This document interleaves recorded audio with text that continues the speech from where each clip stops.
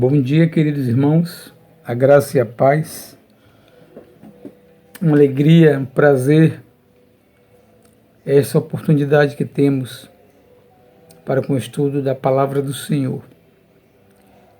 Quero nesta manhã convidá-lo para juntos estudarmos o livro O Pentateuco. Hoje, especialmente, estaremos estudando, dando sequência ao estudo no livro de Números, e vamos retirar dele algumas lições, ricas lições para a nossa vida. O texto hoje, o tema na verdade é entre a fé comprometida e a corrupção. Vamos ver o que esse tema tem a ver. Na verdade, a nossa lição hoje ela vai falar sobre uma característica comum do povo de Deus, dos hebreus, no deserto, principalmente durante o período que o povo estava no deserto. E isso tem a ver com o sentimento e uma atitude deles, também comum ainda hoje em algumas pessoas. Às vezes nós também somos e temos este hábito, ou essa prática. Tem a ver com rebeldia. O que é a rebeldia? Como o Senhor encara a rebeldia? Eu quero primeiro ler com os irmãos um texto que está lá. Abra sua Bíblia, primeiro em Números, capítulo 20, apenas 2 versículos. O versículo 2 e o versículo 3 vai ser a base da nossa lição, depois estaremos estudando outros. Atente para a leitura da palavra que diz: não havia água para o povo. Então se ajuntaram contra Moisés e contra Arão.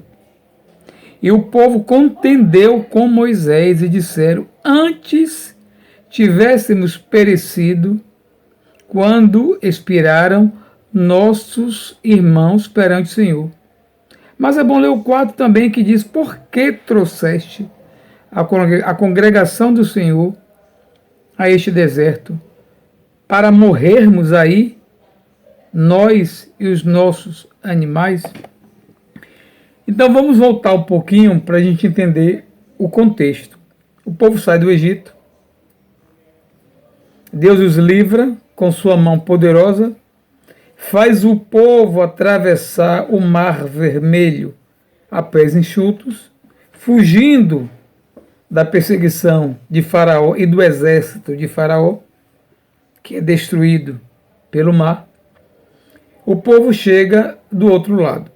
Segundo alguns, calcula-se que cerca de 3 milhões de pessoas atravessaram o deserto. É mais ou menos a população de Salvador, que não chega nem a 3 milhões. Então imagine a quantidade de pessoas que deixaram o Egito.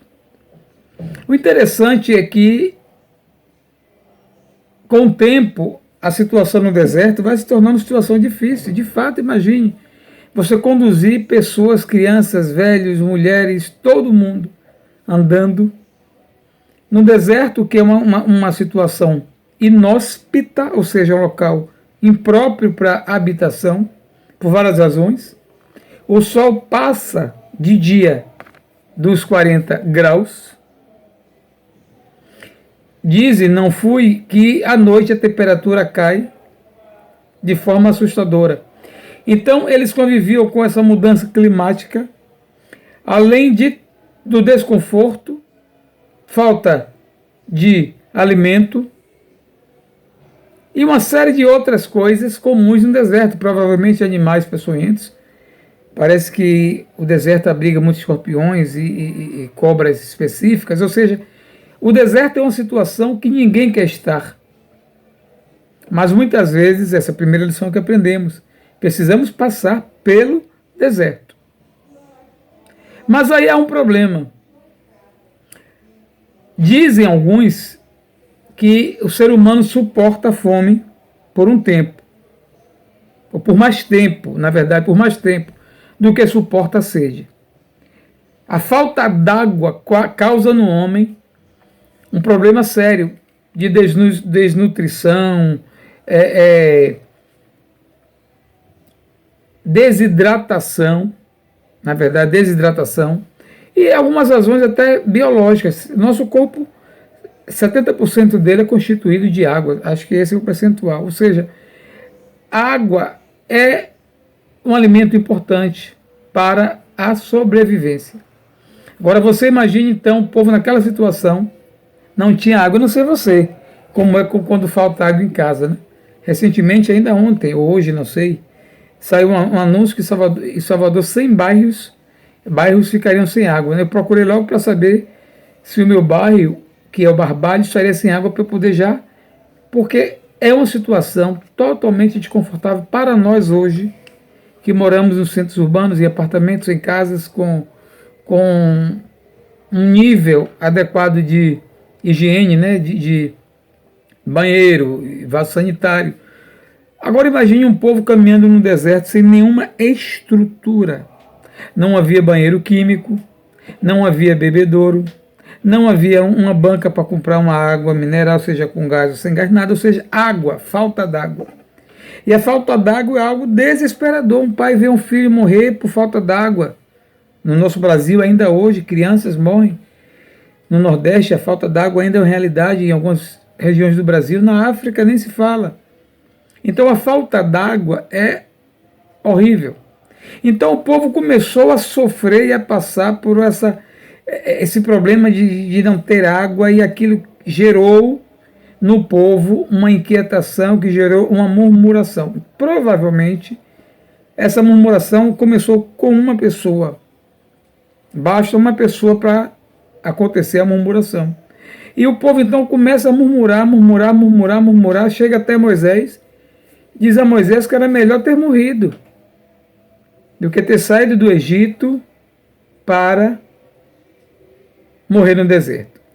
Interessante que nós aqui hoje, facilmente nós criticamos aquele povo. Mas eu fico pensando que muitas vezes nós somos esse povo.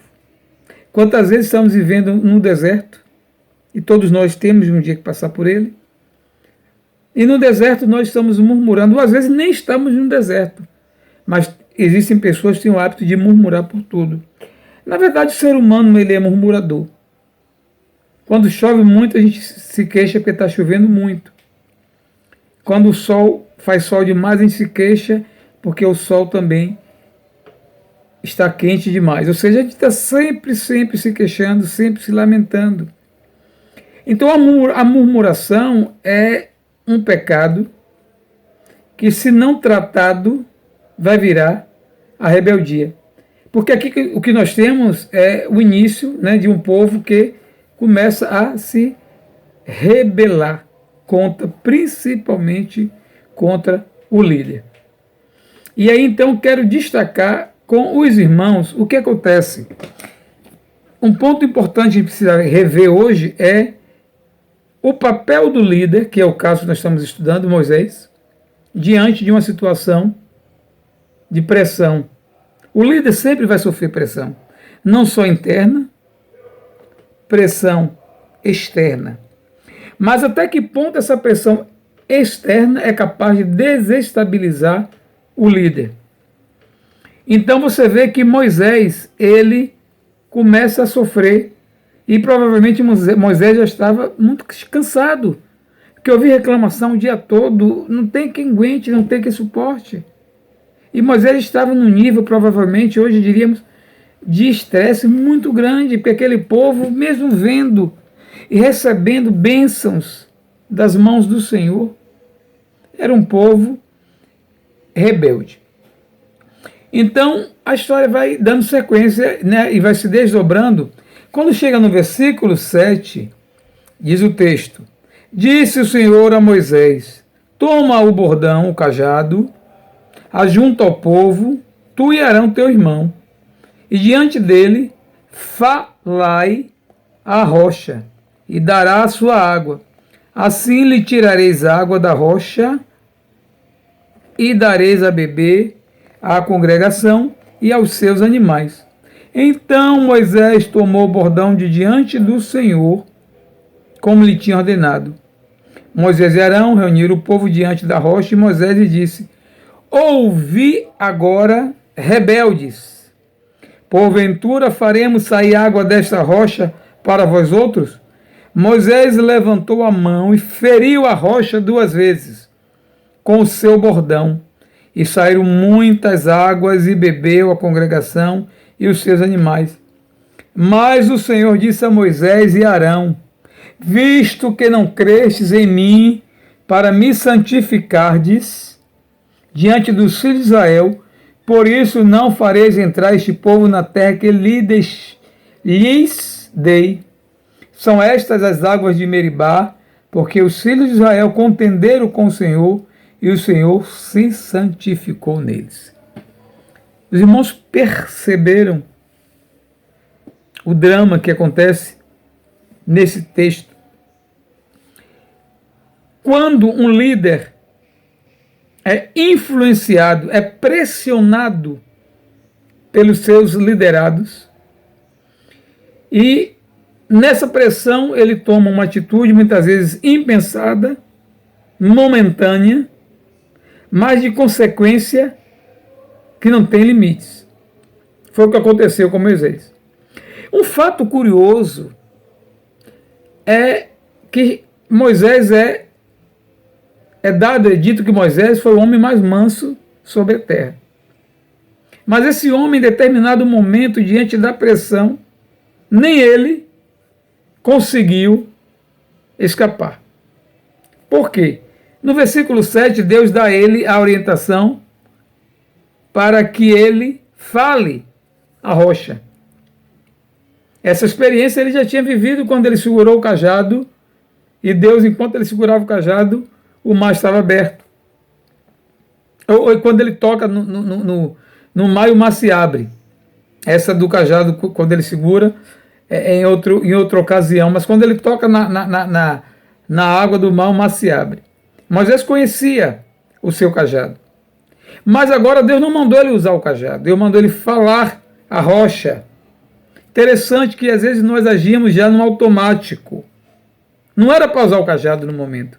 Era apenas para ouvir e cumprir aquilo que Deus tinha pedido. Era falar a rocha. E se ele falasse a rocha, dizendo assim, rocha, jorre água, a rocha abriria e dela sairia água, como saiu. Mas Moisés, ele é tomado de uma atitude, julgando eu,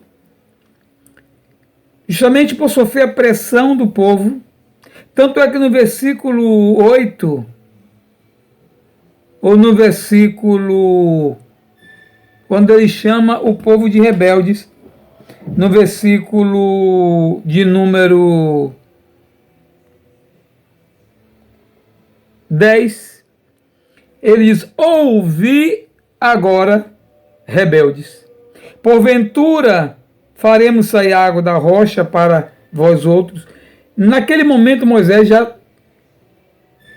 chateado, pressionado, ele toma uma atitude de alguém que estava dominado pela raiva por conta de um povo que ele mesmo vai dizer, povo rebelde. É o perigo. Há um perigo quando o líder perde a paciência, perde a calma e perde a razão. Interessante que, não sei, não vou ver agora, mas o Salmo 40 diz, não sei se Moisés escreveu, já que ele escreveu parte dos Salmos, esperei com paciência no Senhor. Faltou paciência a Moisés, assim como falta a nós em muitas situações. O que acontece é que ele descumpre uma ordem do Senhor, que era para ele falar a rocha. Ele então fere a rocha, provavelmente com muita raiva, por 2 vezes. A gente olha assim, que bobagem, pode alguém pensar? Moisés agiu certo, eu também agiria. Esse é o perigo. Às vezes nós estamos achando, nós achamos que estamos agindo certo, quando nós agimos com a nossa própria força, quando nós agimos com a nossa própria razão. É necessário parar, ouvir e cumprir a voz de Deus. E eu digo sempre, digo aos meus filhos principalmente, né? Tudo na vida tem consequência. Cada escolha que fazemos, boas ou mais, tem consequências. Cada gesto, muitas vezes impensado, no calor da emoção, pode ter uma consequência. A consequência por Moisés ter ferido a rocha está nos versículos 12 e 13, quando diz que, primeiro, o povo não iria entrar na terra prometida. Por isso não fareis entrar este povo na terra que ele dei. Veja que, somando a própria rebeldia do povo com a atitude de Moisés, que Moisés era o líder. Deus cobra do líder. Moisés, naquele momento, por um ato de momentâneo sofrendo a pressão de um povo rebelde, ele age também com rebeldia quando ele toca e fere a rocha. Consequentemente, o povo não entra na terra prometida e Moisés também, ele chega até a avistar a terra prometida. É como se a gente usasse aquele ditado, nadar, nadar e morrer na praia. Muitas vezes nós estamos assim, irmãos. É bom esses exemplos, né? Mesmo sendo um homem de Deus, um homem que viu Deus como nenhum outro, teve experiência como nenhum outro, a Bíblia não o isentou de mostrar as suas fraquezas, assim como nós temos as nossas. É preciso entender que quando nós ouvimos a voz de Deus, nós precisamos obedecer. Um líder chamado por Deus, seja ele qualquer área da igreja, especialmente o ministério pastoral, ele é chamado para cumprir e ouvir a voz de Deus. Alguns líderes sucumbem à pressão da congregação. A congregação, às vezes, eu ouvi de um pastor recentemente me dizendo que saiu por conta da criticidade, da crítica da igreja muito ácida, irmãos muito ácidos com ele. Às vezes o líder, ele, como nós dizemos, né, nós baianos, ele é como se fosse um robô. Você não é um robô para comer pilha, essa expressão, ou seja, alguém que, quando alguém coloca a pilha, funciona. E algumas vezes nós estamos assim, pressionados por alguém, cedendo aos comentários, às críticas, à pressão, cedendo à murmuração. Então o líder precisa ser emocionalmente ajustado, ter o exercício constante da paciência, que às vezes nos falta, mas é importante. E primeiro entender que a nossa obrigação, o nosso dever é agradar a Deus, acima de tudo e de todos. Agradar a Deus. Moisés, ele errou porque ele quis, provavelmente naquele momento, se livrar do problema e agradar o povo. Custou pouco para Moisés. Ao mesmo tempo custou muito, porque ele deixou de entrar na terra prometida, ele e o povo. Então essa é a primeira lição que nós extraímos sobre liderança. A liderança precisa ouvir, não pode haver líder sem que ele ouça. É importante que ele ouça, é importante que ele filtre o que ele ouve, mas o líder também não pode sofrer a ponto de perder a liderança, perder tudo por conta da pressão que ele recebe. É bom ter isso claro. Talvez você esteja enfrentando um problema, vocês que são líderes, às vezes não é na igreja, mas é no trabalho, ou em casa, um bom lugar para exercer a liderança. Então, o tempo todo, né, aqueles que estão na liderança vão sofrer pressão. Eu digo sempre que quem está na vitrine não está isento de receber uma pedrada. O que nós precisamos é blindar a vitrine, botar uma vitrine blindada. Porque nós vamos sofrer. E uma outra coisa também, que às vezes é comum, né? As pessoas dizem assim, crítica construtiva Não. Eu já ouvi alguém dizer que não existe crítica construtiva e destrutiva. Crítica é crítica. Você tem que ouvir e saber o que você vai fazer com a crítica. O líder precisa aprender a fazer, a saber o que vai fazer com a crítica. Então Moisés, naquele momento, ele já havia num momento de angústia, provavelmente, pressionado, aquele povo reclamando de tudo, e o povo tem essa facilidade. Sabe, se tem uma coisa que nós sabemos fazer, reclamar. Só que não era uma pessoa, não, eram muitas pessoas reclamando, e agora era água, um problema seríssimo. Mas Moisés não tinha como fazer nada. Deus é que podia, Deus fez. Então é necessário, primeira lição, entender que, ainda que sejamos pressionados, internamente, externamente, precisamos ouvir a voz de Deus. Parar um pouco para ouvir a voz de Deus. Deus está me direcionando para isso. Mas fulano de tal falou... Não, eu sigo o que Deus me disse, a orientação que Deus me disse. Moisés tinha um canal aberto com Deus, ele recebia orientação direta de Deus. Então, naquele momento, ele, como dizemos hoje, estava na carne. E facilmente, se descuidarmos, nós entramos na carne, no dia a dia.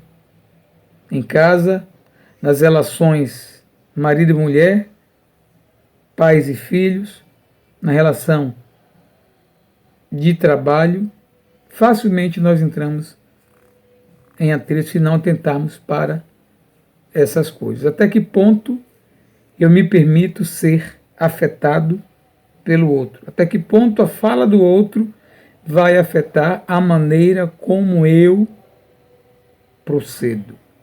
Essa é a primeira lição. Passando um pouquinho, vamos então para o verso 27, caminhando para os momentos finais. Na nossa lição, tem 2 versículos que o autor destaca, é o versículo 16 e 17 do capítulo 27. Olha que coisa interessante. No versículo 16 diz assim: o Senhor, então disse Moisés, o Senhor, autor e conservador de toda a vida, ponha um homem sobre esta congregação, que saia adiante deles, e que entre adiante deles, e que os faça sair, e que os faça entrar, para que a congregação do Senhor não seja como ovelhas que não têm pastor. Aqui Moisés já estava provavelmente sabendo que ele iria se aposentar, não aguentaria mais, que Deus iria levá-lo, chamá-lo, o ministério dele. Ele entendia que o ministério dele havia acabado. E o que eu acho interessante é quando ele diz aqui que o Senhor, que é o autor e conservador da vida, ponha um homem sobre sua congregação. É como se ele dissesse, olha, ponha, isso no meu entendimento, ponha um homem melhor do que eu. Ponha um homem de atitude diante dessa congregação, porque não é fácil liderar essa congregação. Então não pode ser um homem comum. Não pode ser um homem que cometa os mesmos erros que eu cometi. Isso você vê quando ele diz assim, ó, é interessante, para que a congregação do Senhor não seja como ovelhas que não têm pastor. Ou seja, ele quer dizer que muitas vezes as ovelhas têm um pastor, mas ao mesmo tempo é como se não tivesse, porque o pastor já perdeu a autoridade sobre o rebanho. O rebanho que deve andar conforme a orientação do pastor.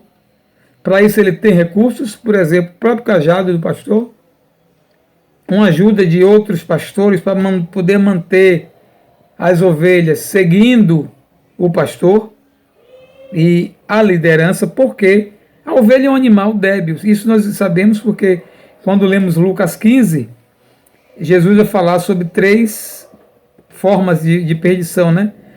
O do filho pródigo perdido, a ovelha perdida e a moeda perdida. A ovelha perdida é justamente símbolo, simboliza um homem perdido, que está perdido, sabe que está perdido, mas não tem como voltar, é um animal débil. A ovelha, se ela se afasta do rebanho, ela se perde. É preciso que haja alguém conduzindo. O líder precisa ser esse homem levantado por Deus para a condução do rebanho.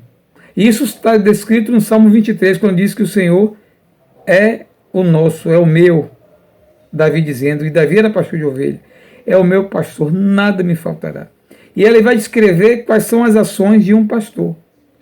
Mas o problema é quando as ovelhas são rebeldes, que é o caso aqui, quando nesse versículo de número, o capítulo 27, quando Moisés vai dizer que eles são rebeldes. Então, o grande desafio para os líderes atuais, os pastores atuais, é liderar um rebanho. Liderar um rebanho que não seja um rebanho de crentes, de ovelhas rebeldes, mas ovelhas que andam conforme a orientação do seu pastor. E quando eu digo pastor, não estou me referindo ao pastor local, mas ao nosso Deus, o nosso pastor, supremo pastor. O líder tem essa missão ainda hoje, nos dias atuais, onde cada vez mais as pessoas se tornam espiritualmente autônomas, querem governar as suas próprias vidas, alguns não querem ser crentes, mas não querem receber conselho nem orientação do seu líder. É necessário então que o pastor, como diz Moisés, seja, no versículo 16 e 17, quando ele diz que não seja como ovelhas que não têm pastor. Ou seja, é necessário que as ovelhas respeitem, ouçam a voz do Senhor. Jesus disse, né? Jesus fala sobre, ele vai fazer uma analogia, uma comparação, e vai dizer também sobre isso, né? Acho que no Evangelho de João, que as suas ovelhas ouvem a sua voz e lhes obedece. Ou seja, é necessário que a ovelha ouça a voz do seu pastor, ouça a voz do seu líder. Se esse líder for um homem de Deus, usado, guiado, orientado, que recebe de Deus orientação, esse líder então tem que passar a visão. O líder tem que passar a visão para os seus liderados.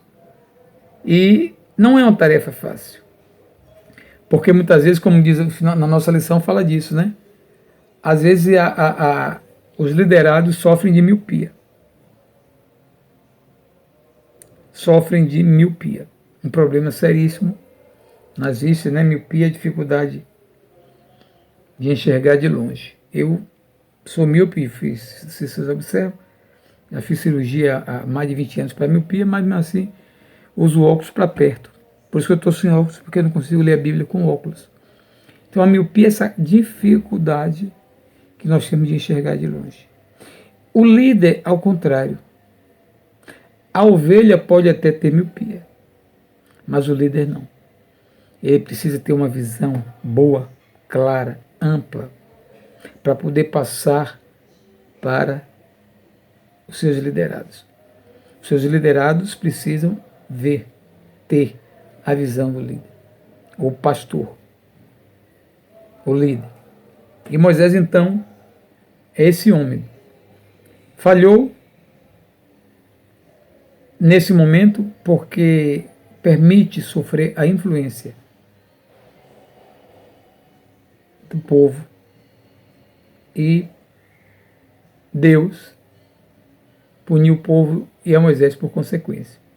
Então, resumindo, precisamos hoje, novamente, eu, você, qualquer irmão que no dia a dia exerce liderança.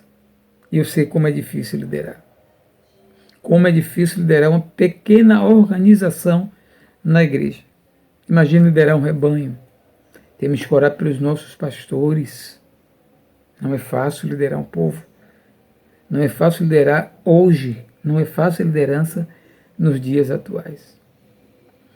Que Deus, irmãos, te ajude na caminhada, fazendo com que você no dia a dia dependa dele no exercício de toda e qualquer função ou atividade. Quer seja liderança, quer seja liderado, que o Senhor seja a sua bússola, a sua orientação. Que Deus te abençoe nesta manhã, te dando paz, trazendo alegria para a sua vida, abundando, inundando o seu lar com a sua presença. Muito obrigado em nome de Jesus. Amém.